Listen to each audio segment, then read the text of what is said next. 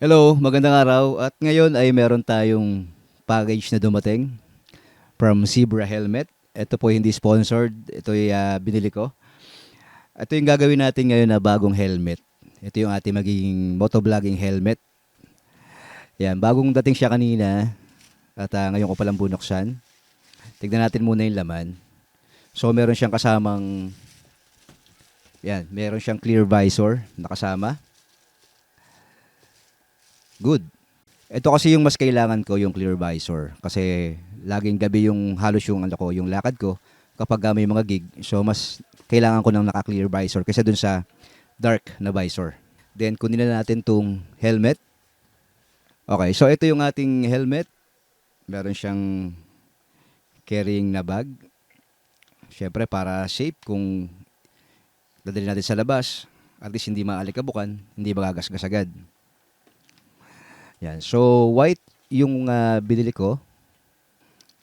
So, ang ganda, no? Meron pang presyo. 2,750. Pero naka-discount ako dito dahil sa voucher sa Shopee.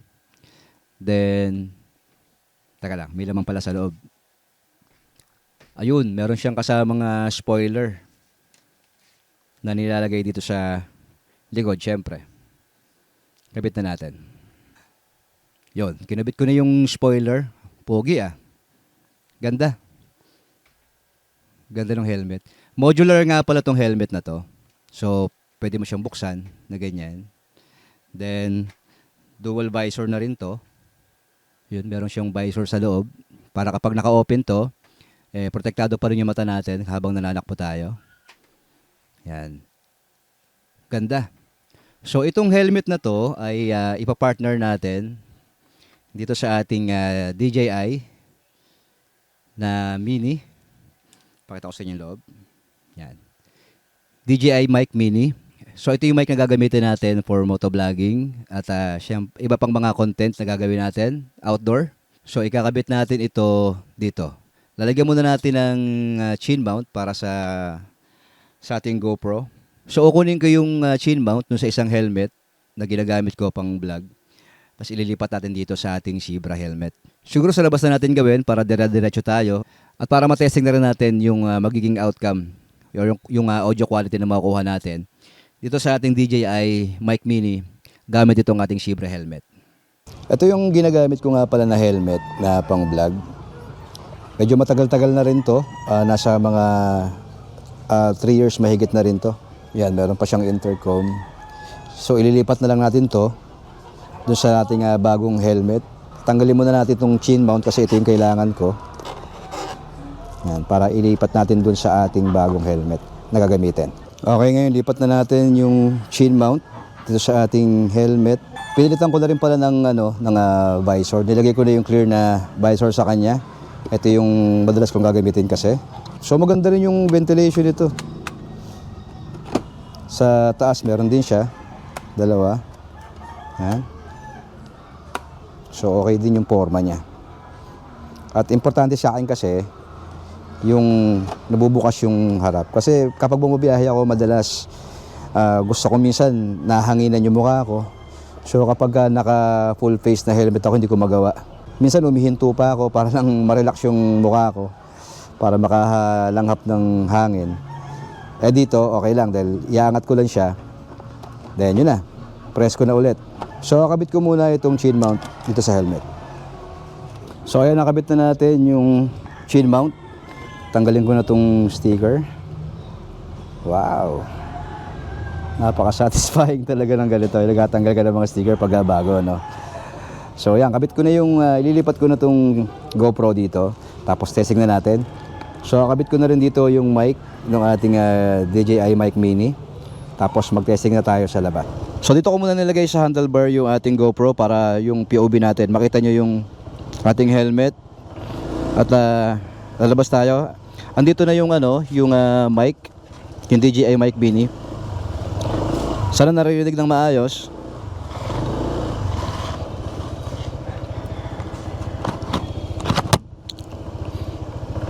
Yan, naka-open visor lang muna tayo. Ngayon nalabas tayo ng kalsada, tetest tayo ng mabilis na takbo kung magbabago yung tunog ng ating DJI Mic Mini.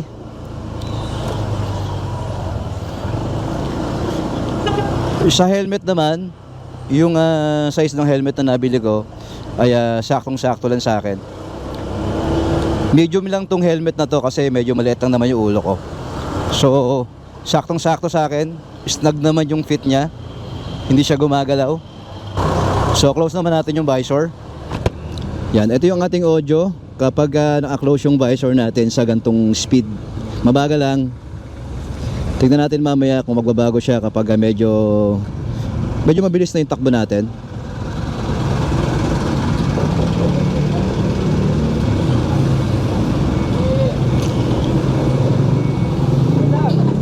Mamaya gagawin ko pa ng paraan kung paano ko ma-secure tong mic para baka mahulog kasi nakaano lang siya, naka-clip lang siya dun sa pinaka-belt nitong chin mount. So medyo kinakabahan ako na baka mahulog. Pero gagawin ko ng paraan mamaya sa bahay kung paano ko siya ma-secure na hindi siya mahuhulog. Try natin lumabas dun sa highway. Kakatapos lang nung ulan. Pero mabilis lang. Parang binasa niya lang yung daan niya, mas lalong uminit. Try natin open yung mga vent nung helmet. Yan, nakabukas na siya.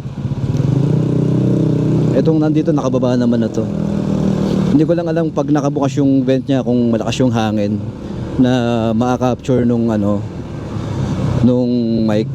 Actually nasubukan ko na tong ganitong setup dun sa isang helmet na kanina na black.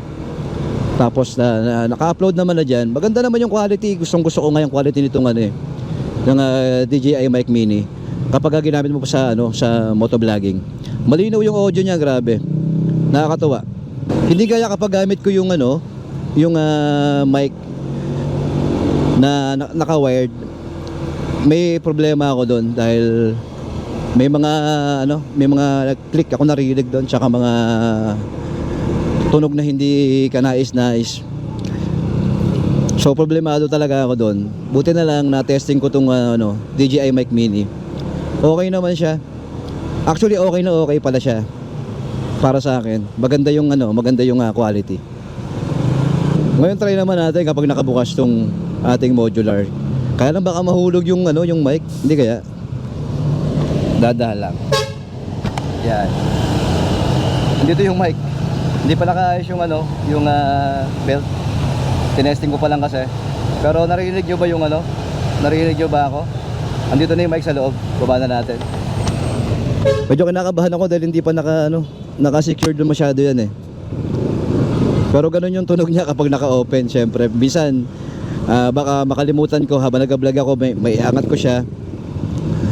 Diba? Kayo biglang mawawala yung yung audio. So kailangan din talaga naka-secured yung yung mic na yun kasi baka mawala sa isip ko minsan, tumatakbo ako bigla ako maangat. Mahuhulog, sayang naman. Napupugian ako dito sa helmet na to. Maangas yung niya, yung forma niya eh. Maraming mga kanto-kanto. Di ba? Ayan oh.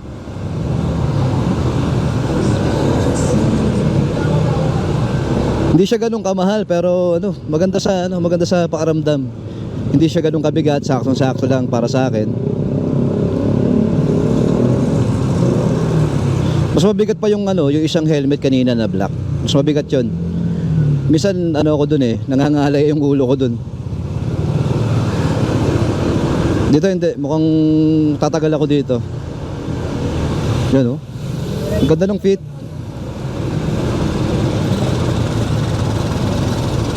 Kasi yung size ng ng ulo ko ay mga lang nasa 56 lang. So medium lang talaga.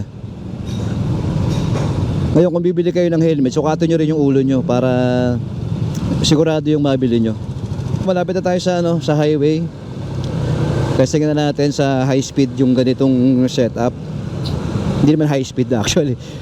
Siguro mga 60 lang, 70. Well, kaya nga rin napili yung ganitong mic dahil siya all-in-one na siya. Pwede mong gamitin pang vlogging na hindi nakalagay sa helmet. Diba, lagay mo lang sa selfie stick. Papaya, hawakan mo lang yung camera mo. Pwede mo lang pang vlog. Lagay mo lang sa dibdib yung ano. Lagay mo lang sa dibdib yung mic na nakalagay rito. Pwede mo i-clip, pwede mo i-magnet.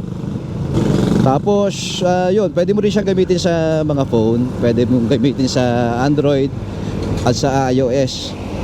May mga adapter ka lang nabibilhan. Yung sa akin kasama niya ay ano, pang Android, Type-C yung kasama nung adapter. So kung sa iPhone, bibili ka ng pang iPhone na adapter. Dito na tayo sa highway. Tumatakbo tayo ng 50, 55, 57, 50, 60. At ito pa rin yung ano niya, ito yung audio niya. Sana narinig nyo ng maayos. Yan.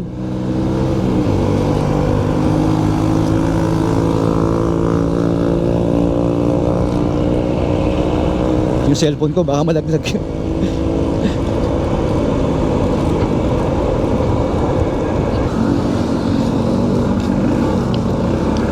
Yun, tinabi ko lang muna yung ano, yung cellphone ko dahil baka malaglag. So, tumatakbo tayo ulit ng 60. Ito yung audio natin. 75, 80. Yan, ito yung audio natin. Sana malinaw pa rin ano. 85. Yan. Yan, balik na tayo. So yun yung ano natin, takbo natin, 80, nasa 85. At naka close visor tayo. Paki-comment naman dyan kung okay ba yung ating audio. Takbo ulit tayo. Yan, 60, 70, 75, 80, 85, 90. Yan. 95, 96, 97, 98, 101, 102. Yan. Ayun yung audio natin. Tumakbo tayo ng 102. Malinaw ba rin ba kaya sa 102? Ikot na tayo. Nililipat ko naman yung helmet para makita nyo rin yung speedometer natin. Na tumatakbo talaga tayo ng ganung kabilis habang nagsasalita sa mic. Gigilid lang muna ako dito. Medyo mainit. Taka lang, hanap lang ako ng malilim na lugar. Pero sana kahit 102 takbo mo, malinaw pa rin yung tunog ano. Mamaya malalaman ko sa editing yan. Yan, dito medyo malilim. Palit lang ako ng posisyon ng camera. Lipat ko naman yung camera dito sa ating helmet. Gawin natin ulit yung yung kaninang tinakbo natin. Yan, nasa 50, 64, 65, 69, 70, 71. Teka lang, ikot lang muna ako para makabuelo tayo. May stoplight kasi rito eh. So sana walang masyadong dumadaan para takbo tayo mabilis. Ito mukhang libre naman. So yan, takbo tayo mabilis.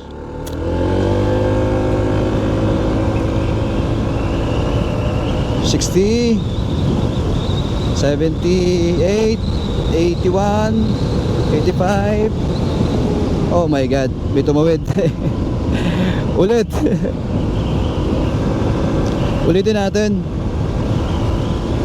May tumawid kasi. So nagalangan ako. Delikado eh. Nasa 70 pa lang tayo kanina nung may tumawid. Hindi na natin ay ituloy. Pwede naman natin ulitin ngayon.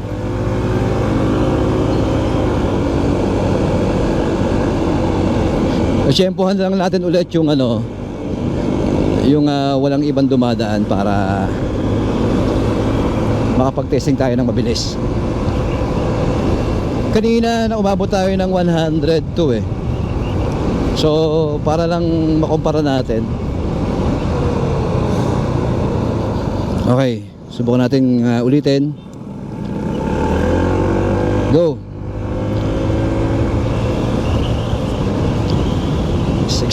75, 85. Ayan na. Wala nang tatawid yan. 95, 94, 95, 96, 97, 98, 100, 102. Okay ba yung audio natin? 103. Yan. Okay ba yung audio natin sa 103? Sana okay pa. Sana malinaw. Okay na siguro yun yung ating testing na ginawa. Para ano lang naman, tinignan lang naman natin kung ano yung magiging quality ng audio natin sa mabagal tapos sa mabilis na takbuhan. Dito lang naman tayo sa lugar namin sa Navotas. Dito lang tayo na testing. Well, para sa akin sobrang satisfied ako sa ganito nitong setup. Lalo sa mic na to ng DJI. Maganda yung quality niya kasi. Then kung hindi mo naman siya gagamitin sa helmet, gaya nitong ginagawa natin, magagamit mo pa rin siya pang vlogging. Gamit yung DJI na camera or tong GoPro, pwede mo siyang gamitin pang vlog. Well, dun sa review nga natin, yung unang review ko nitong DJI Mic Mini, nasabi ko dun na parang na all-in-one mic itong DJI Mic Mini. Kasi nga yun, sa dami ng pwede mong paggamitan sa kanya. Lalo na yung audio quality niya, napaka premium, panalong panalo. Buong buo yung tunog, napakalinaw. Ito namang helmet na ginagamit ko, okay na rin. Hindi siya ganun kamahal, pero alam mong quality naman. Sa style, ang ganda, panalo. Tapos yung comfortability, okay na okay para sa akin. Ngayon hindi na ako mahirapan kapag bumabiyahe na pag nainitan ako, hindi ko na kailangang huminto para magpahinga.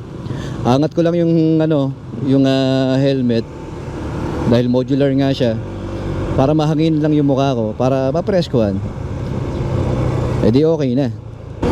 So hanggang dito lang muna yung ating video para ngayong araw. Kung nagustuhan mo, huwag kalimutan i-like, mag-subscribe at syempre i-share natin sa iba. Ako po si Bal. Salamat.